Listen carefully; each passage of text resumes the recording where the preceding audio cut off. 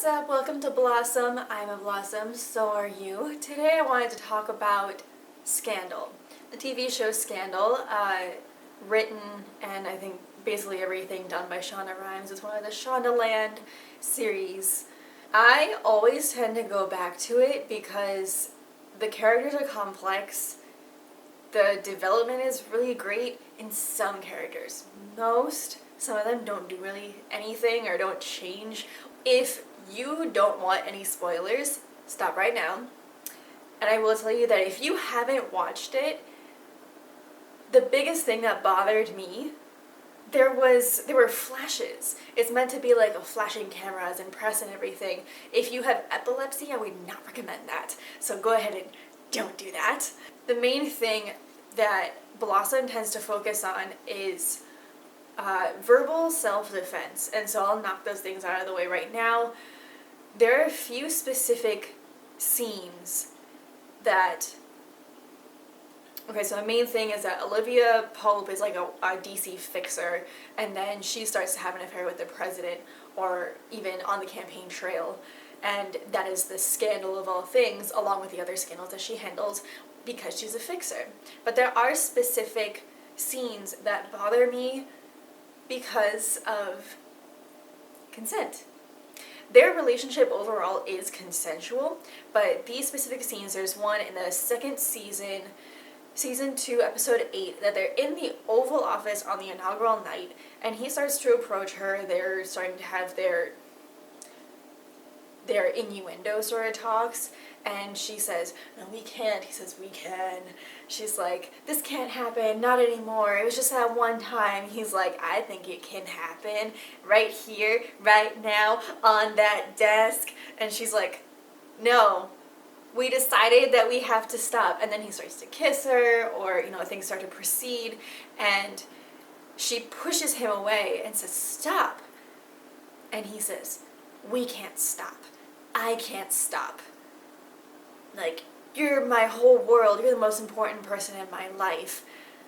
I can't stop. Can you stop?" And then I guess they do it on the desk.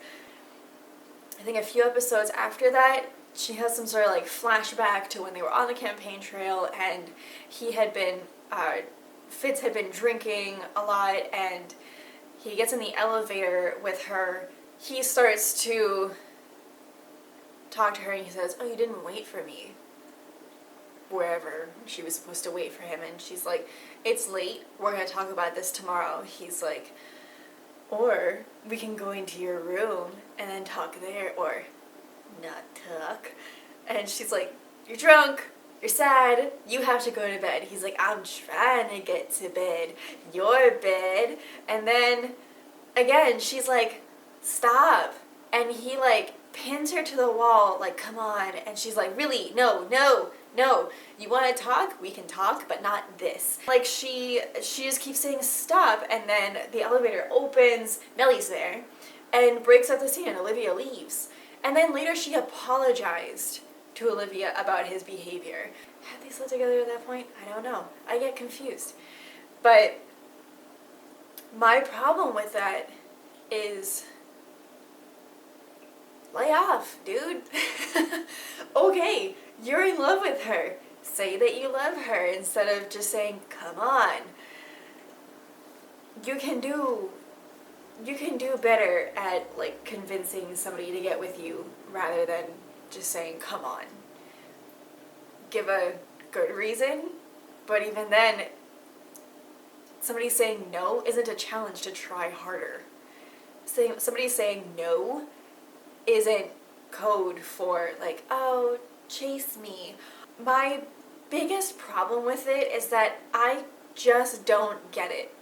I just don't get their chemistry. I don't understand the chemistry between Olivia and Fitz. I get that maybe it can be a power dynamic because he's the president and she's working for him and she's trying to climb that ladder. I also acknowledge that there is, they play their roles in the hierarchy of men and women and different races. A white man is so powerful, like all the way up here, and then black women are lower than that.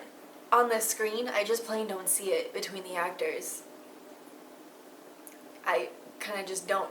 I do, or I did, see chemistry between, again, spoiler. I hope that if you don't want spoilers, you've already stopped it. You've already left. They've already left the room. But I do see chemistry between Mellie and Marcus. I saw that. I saw chemistry between Quinn and Charlie, and so they end up together. Like, I see their dynamic playing out. Quinn and Mellie are the characters that I like most, and they're why I honestly keep watching it even though it's all over. Like, probably once a year I binge all of it. I watch all of it. I just don't see the chemistry between Olivia and Fitz.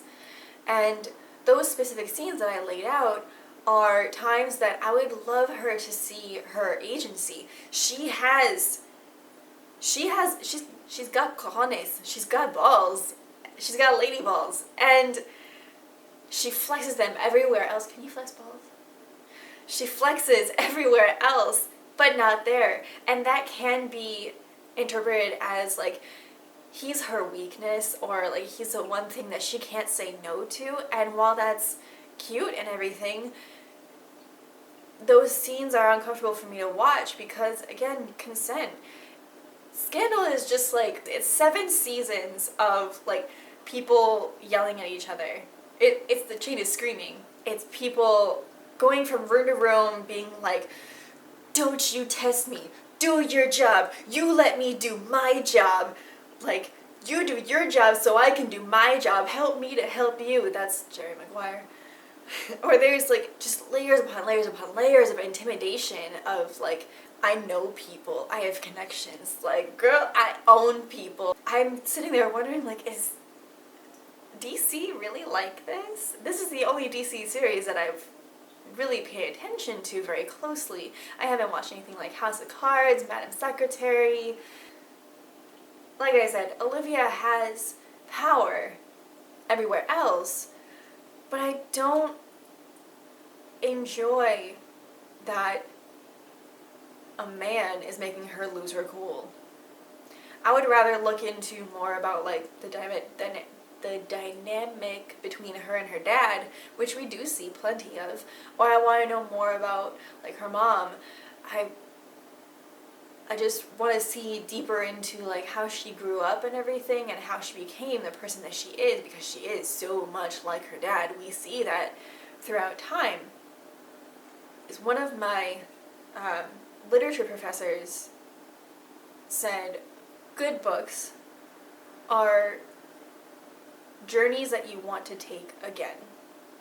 Every time that I come back and watch Scandal, I feel like I peel back another layer, something that I didn't notice before, and it's like I learned something about the character, I learned something about like, oh, we're talking about spies, and so, oh my gosh, he's a double agent, no, she's a double agent, oh my gosh, they double-crossed each other. Or you see the spins and the plans and the cover-ups unfolding before your eyes, how they're sweeping things under the rug, and leading people to believe one thing when really we know the truth, or maybe we don't know the truth because of what we don't see or what they don't tell us. And that's why I keep going back. I mean, kudos to Shonda for for creating something so great, and everybody who worked on it, and the actors and everybody too. I think my favorite character in the entire series is either Quinn or Mellie.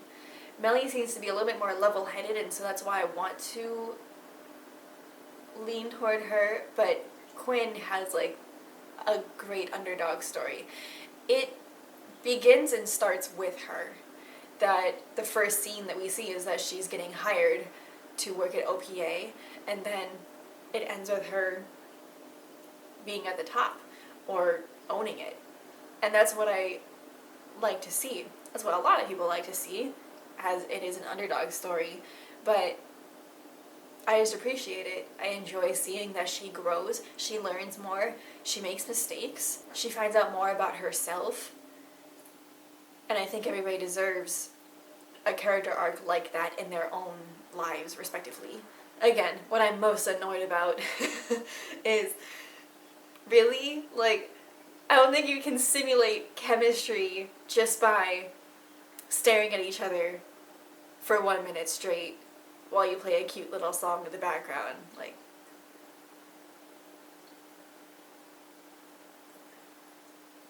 that's not how it works.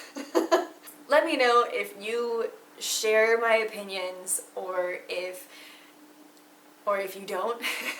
If you don't, go ahead and politely disagree with me. Or not so politely, I can't control what you do. And if you would like to hear more about different shows, movies, if there are specific scenes that you think like this is verbal abuse or like verbal self-defense, quick definition of verbal self-defense is like physical self-defense, but with words. So when somebody is like asking you too many questions, shutting them down. When somebody is trying to intimidate you, getting around that. If you want to intimidate somebody, but it's your way of like escaping a situation, how to do that. It's looking at how we use language in the world between genders, how we talk about each other, maybe the impressions that we might have, social norms, social cues that we carry around with us, impressions and assumptions that we carry around and that influence our interactions with each other. All of that is covered. There are books about this, there are seminars, there are TED Talks all over the place, but I have stories to tell that you can probably relate to. We can have discussion around the language that was used, how things could have gone differently. I started to learn this when I started to do self-defense, and then I studied language for 6 years. So what has happened is that words maybe could hurt in a different way, but they can also have influence and they can change the entire direction of an encounter that you have with somebody. So that's a little preview into what Blossom is all about. And today, I feel like I blossomed. Do you feel like you blossomed today? If you do, you can go ahead and like or subscribe, and I'll see you later. Let me know if you want me to cover anything else in the comments, send me a message. Thank you very much.